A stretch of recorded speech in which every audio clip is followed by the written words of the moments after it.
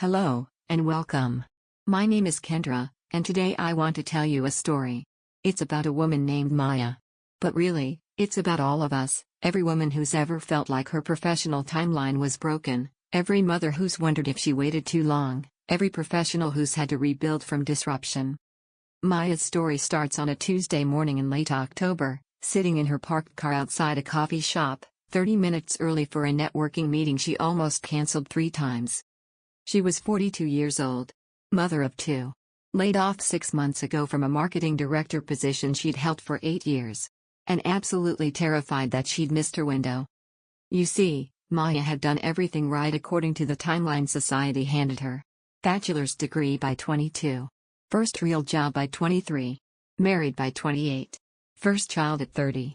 Promotion to director by 34. She was on track. She was supposed to be safe. But then came the restructuring. The "it's not about your performance" conversation. The severance package that felt more like a consolation prize. And suddenly, at 42, with a mortgage and 2 kids in middle school, Maya was starting over. Except it didn't feel like starting over. It felt like starting too late. As she sat in that car, scrolling through LinkedIn profiles of people 10 years younger with VP titles, she wondered, was this it? Was this as far as her career would go? But here's the thing about Maya's story, and maybe your story too.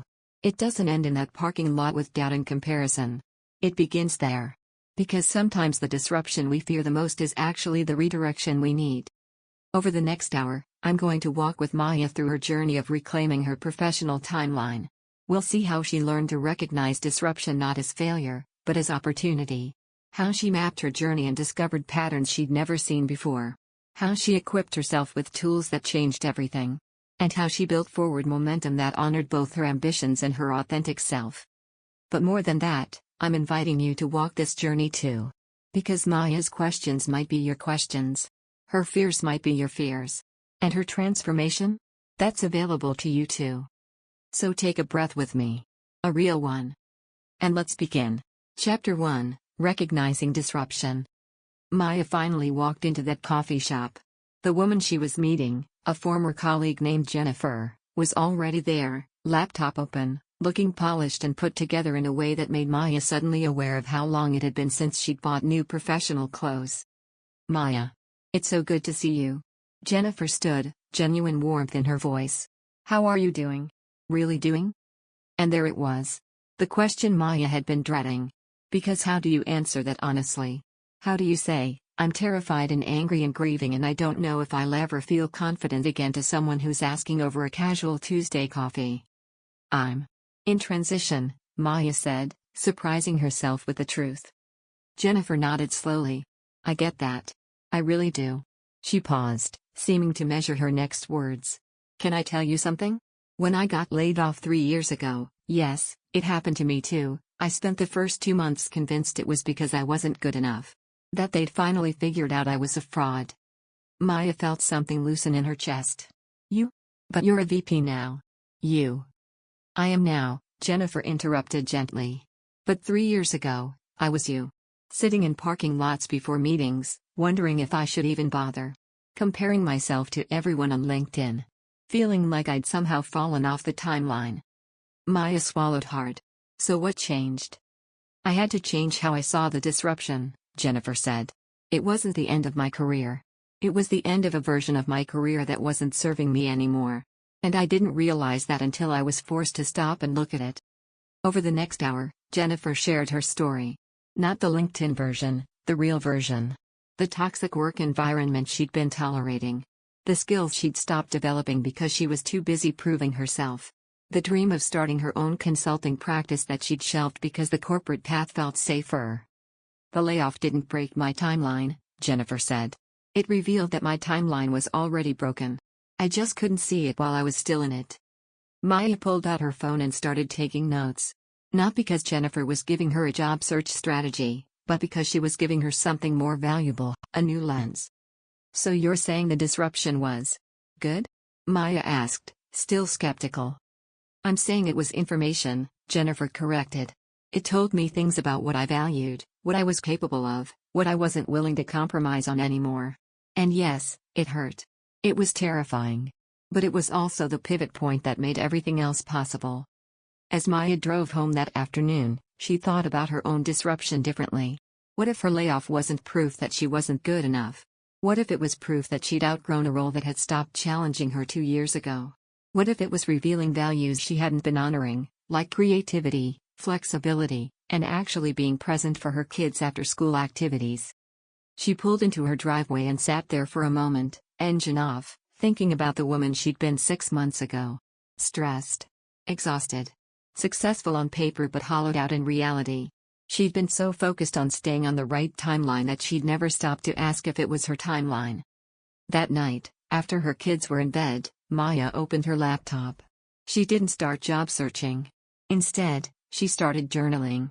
She wrote about the disruption, not as a failure, but as a pivot point. She wrote about what it revealed. The skills she'd been neglecting. The dreams she'd been deferring. The version of professional success she'd been chasing that never quite felt like hers. And for the first time in 6 months, Maya felt something shift. Not certainty. Not confidence. But possibility. Because here's what Maya was beginning to understand, what I hope you're beginning to understand too: disruption is not the universe punishing you. It's the universe saying, this path isn't serving you anymore. What do you want to do about it? You are not behind. You are not broken. You are not too late. You are in transition. And transition, when you approach it with grace instead of panic, is where transformation lives. So as we move forward with Maya's story, I want you to hold this question: what is your disruption revealing to you? Not about your worth, you already have that. But about your values, your strengths, your unexplored possibilities? Because the answer to that question?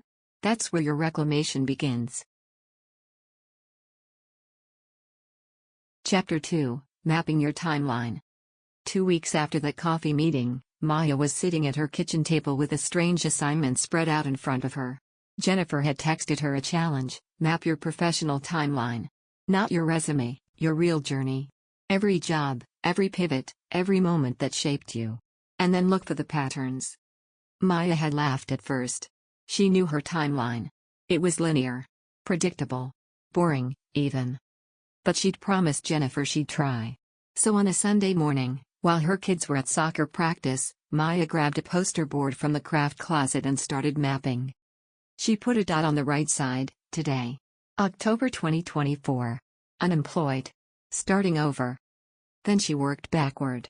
Marketing Director, 2016 to 2024.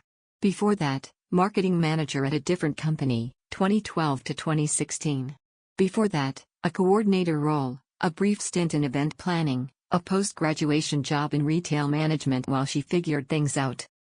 As she drew the timeline, she added notes. Not just titles, moments. 2019, pitched complete rebrand. Leadership said no. Felt invisible. 2015, hired and mentored 3 team members. All got promoted before I did. 2021, asked for hybrid flexibility. Denied. Watched male colleagues get approved. 2017, came back from maternity leave. Lost my biggest accounts to colleague who stepped up while I was gone. Maya stared at the timeline. At the gaps. At the trust breaks. At the moments when she'd known something was wrong but convinced herself to stay anyway. And then she noticed something else. Every job change, even the ones that looked like simple promotions on paper, happened right after a moment when she'd been overlooked, undervalued, or asked to compromise something that mattered to her. She hadn't been climbing a ladder. She'd been running from spaces that didn't honor her worth. But there was another pattern too. One that surprised her. In every role, within the first 6 months, she'd identified a major problem no one else was talking about. She'd create an entire strategy to solve it. And then, she'd watch leadership either ignore it or implement it without crediting her. I'm a systems thinker, Maya whispered to herself. I see what's broken and I know how to fix it. That's my superpower. She'd never named it before. Never owned it. She'd just assumed everyone could see systems the way she did. But looking at her timeline, she could see it clearly. This was her thread. Her continuity. The thing that showed up in every role, every pivot, every version of herself. She grabbed a different colored marker and started highlighting moments of resilience. Times when she could have given up but didn't. Times when she advocated for herself even when it felt uncomfortable. Times when she chose authenticity over approval. The timeline wasn't broken. It was textured. It was layered with information about who she was and what she was capable of. Maya pulled out her phone and called Jennifer. "I did the timeline exercise," she said, before Jennifer could even finish saying hello. "And I need to tell you what I found." "Tell me," Jennifer said, and Maya could hear the smile in her voice. "I'm not starting over. I'm not behind. I've been building towards something I couldn't see because I was using the wrong map. Keep going. Every job I've had, I've been the person who sees the systems, who knows how to fix what's broken. But I kept taking roles where that wasn't valued. Where I was expected to execute someone else's strategy, not create my own. And now?" Maya took a breath. "Now I'm wondering what would happen if I stopped trying to fit into someone else's timeline and started building my own. What if I used these 6 months not to find another director role where I'll be overlooked again, but to figure out what I actually want?" "There she is," Jennifer said softly. "That's the Maya I was waiting to hear." After they hung up, Maya looked at her timeline again. She added one more note at the today dot. October 2024. Not unemployed. In reclamation. Because that's what this was. Not a gap. Not a failure. Not a pause in the real work of her career. This was her reclaiming the narrative. Taking back the timeline.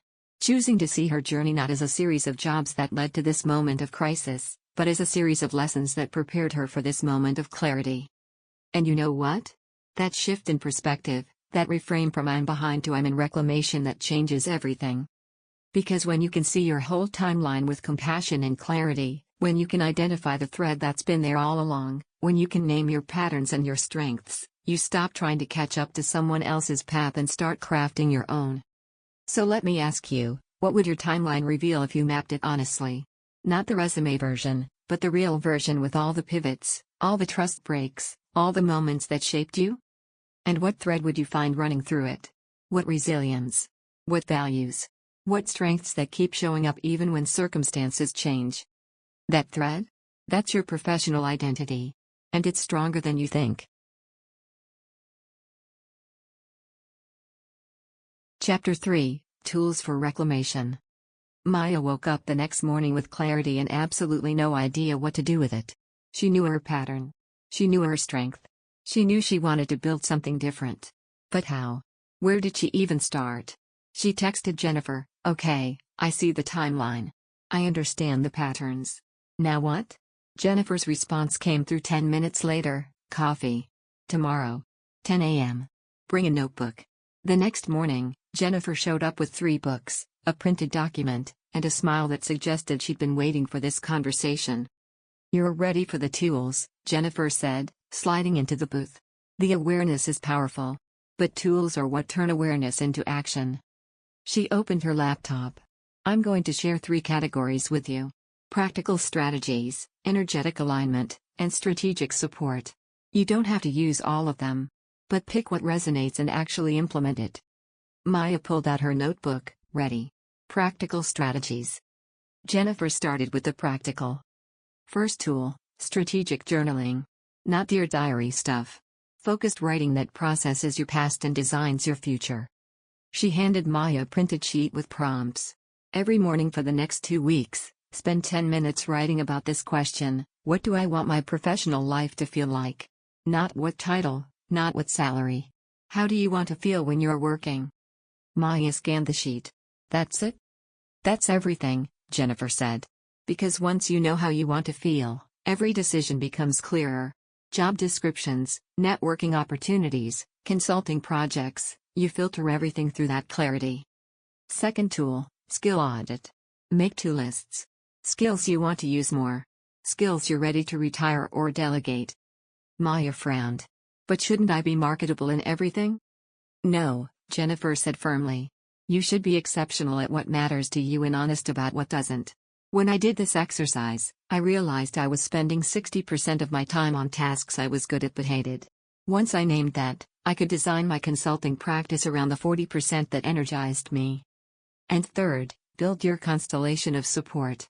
Not one perfect mentor.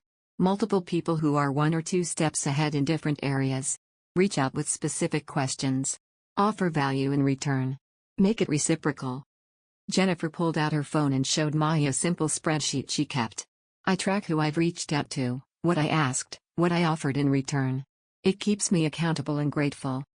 Maya started writing furiously. These weren't abstract concepts. These were concrete actions she could take this week. Energetic alignment. Jennifer ordered another coffee before continuing. Now let's talk about energy. And before you roll your eyes at me, hear me out. Maya smiled. Jennifer knew her well. Everything operates on a frequency, Jennifer said. The energy you bring to your work.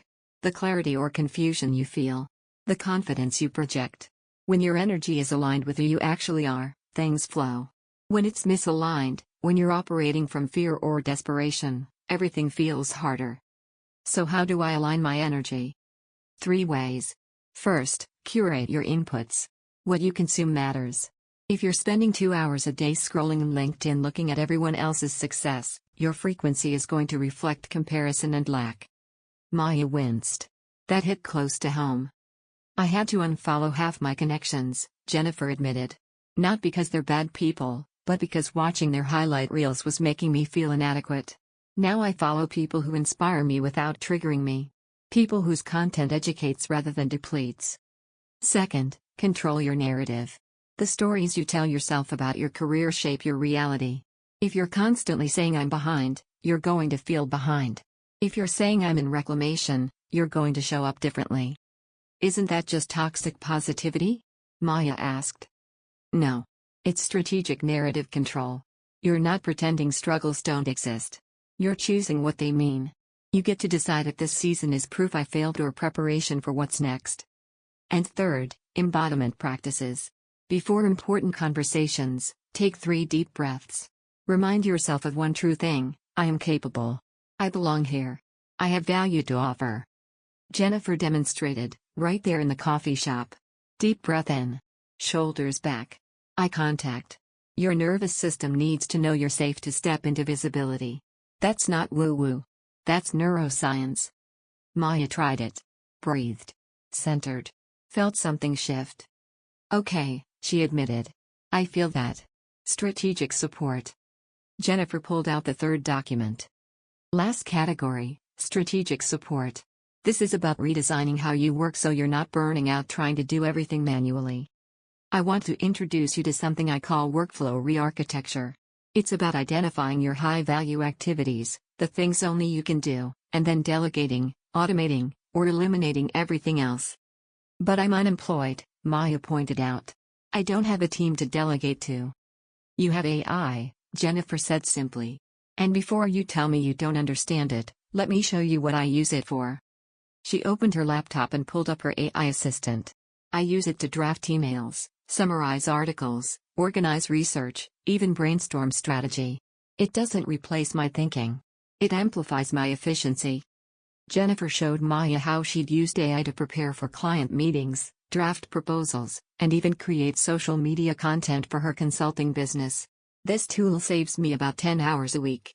That's 10 hours I can spend on high-value work like strategic consulting and relationship building. Maya watched, fascinated. I thought AI was going to replace us. The people who know how to use AI as a thinking partner? They're going to be irreplaceable, Jennifer said. The ones who refuse to learn? They're going to struggle. She handed Maya a handwritten note with 3 websites and a challenge. Spend this week learning these tools. Use them to build your systems. Because reclaiming your timeline isn't a one-time event. It's building practices that support the professional life you actually want. As they left the coffee shop, Jennifer stopped Maya with one more thought. Here's your homework. Choose one tool from each category. One practical strategy, one energetic practice, one structural support. Implement them this week. See what shifts. And then? Then you do it again next week. And the week after. Because reclamation isn't about doing everything perfectly. It's about taking intentional action, aligned with who you actually are. Maya drove home with her notebook full and her mind racing. She had tools now. Not abstract advice, but concrete practices she could implement starting today. That evening, she chose her 3. Practical, morning journaling about how she wanted her work to feel. Energetic, curating her LinkedIn feed to remove comparison triggers. Strategic, learning one AI tool to help with research and organization. Small steps, but intentional ones. And that, Maya was learning, was how you reclaim your timeline. Not in one dramatic transformation, but in a series of aligned choices that add up to something powerful.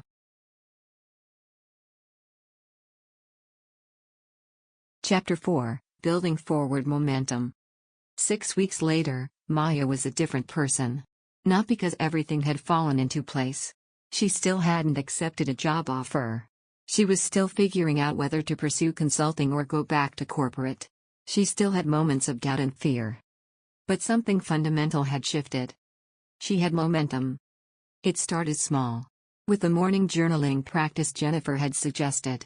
Maya set her alarm for 6 a.m., 30 minutes before her kids woke up, and spent 10 minutes writing about how she wanted her professional life to feel. At first, the answers were vague, purposeful, creative, balanced. But as the days went on, they got more specific. I want to feel like my insights are valued. I want to solve complex problems without having to fight for permission. I want to build something that outlasts me. That clarity started shaping her decisions. When a recruiter reached out about a role that looked good on paper but felt like more of the same, Maya politely declined. 2 months ago, she would have jumped at it out of fear. Now, she could say no with confidence because it didn't align with how she wanted to feel. Evening practices and visibility. Maya also started an evening practice. Every night before bed, she wrote down 3 things she'd accomplished that day. Not massive wins.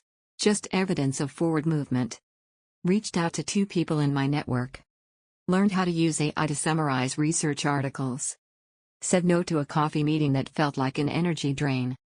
This practice trained her brain to recognize progress instead of fixating on what was still incomplete. And slowly, her confidence rebuilt. Not because circumstances changed, but because she was documenting her own growth.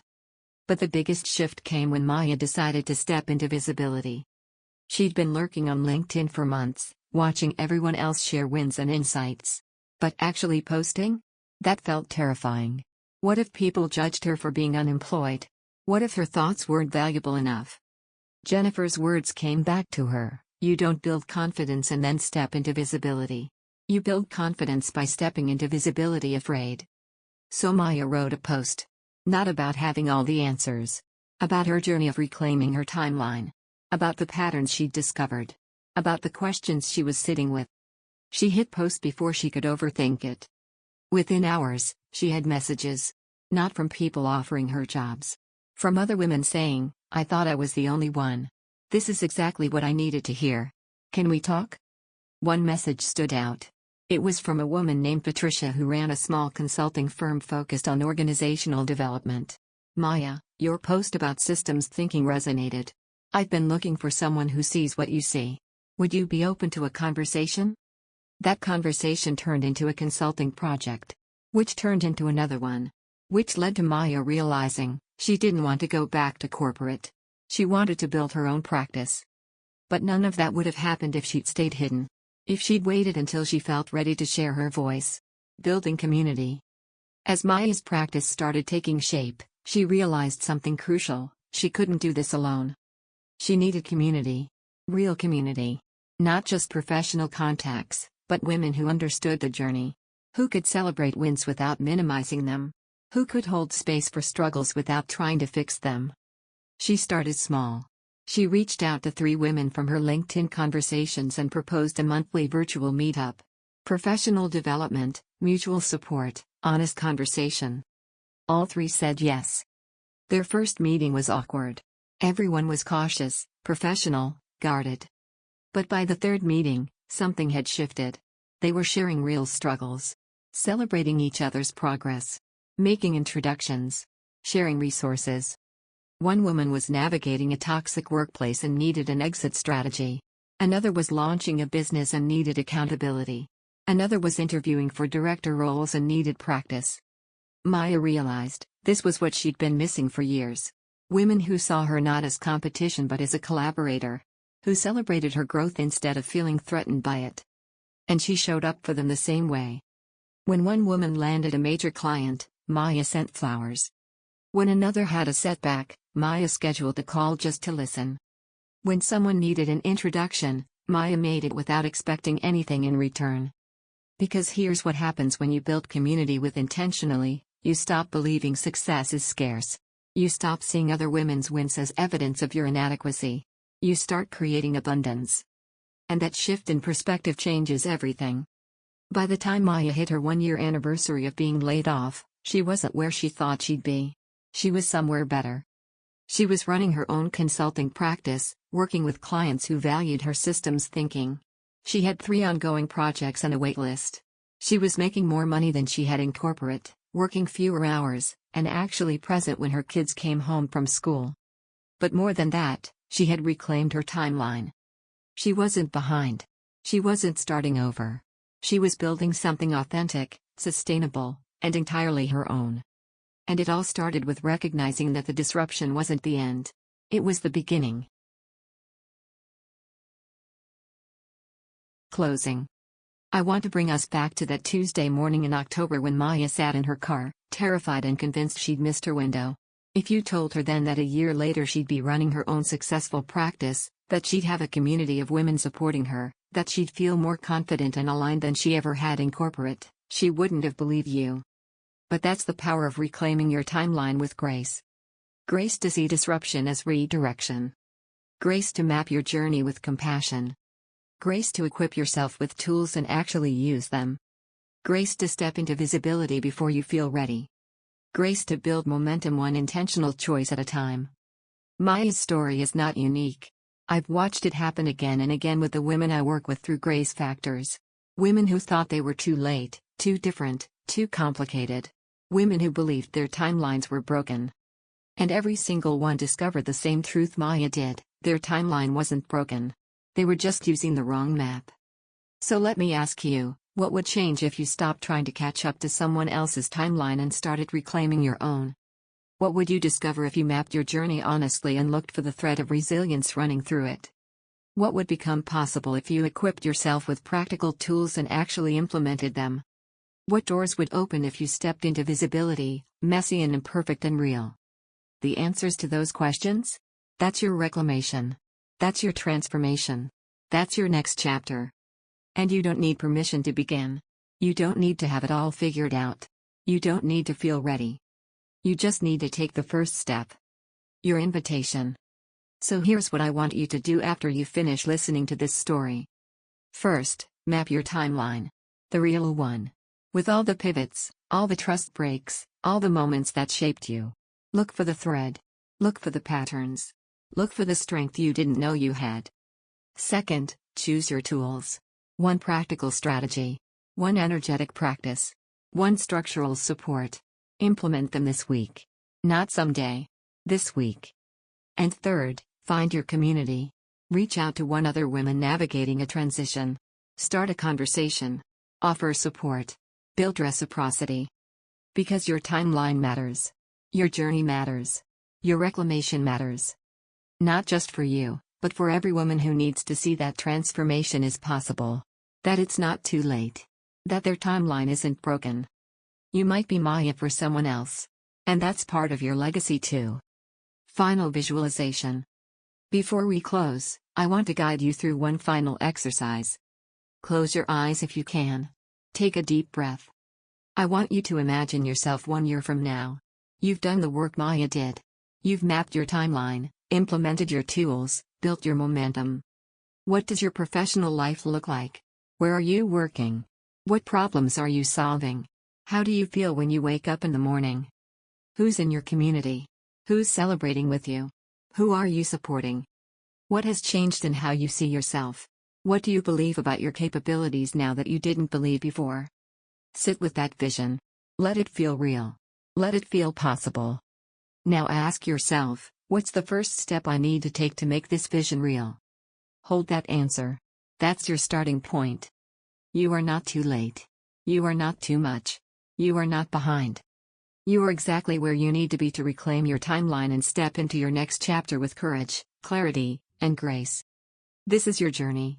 Your timeline. Your legacy. Reclaim it.